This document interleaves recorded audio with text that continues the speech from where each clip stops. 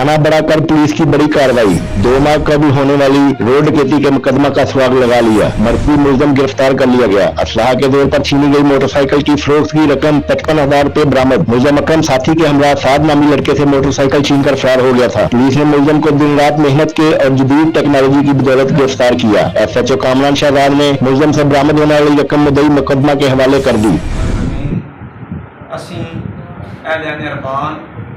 बेहद मशहूर हाँ जनाब DPO ननकाना साहब और DSP सर्कल साहब और खसूसी तौर पर SHO बड़ागर और थाना बड़ागर के सारे एहलकारान का, क्योंकि अज टू डेट 2 माह पहले साढ़े नाल डकैती हुई सी। साढ़े इस बच्चे को मोटरसाइकिल डाकू खो के लै गए सन।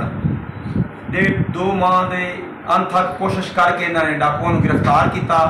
गिरफ्तार करके सानू बाकायदा रिकवरी लैके दी है और साडे जिहड़े ना बिल्कुल उन्होंने दाद रसी की है।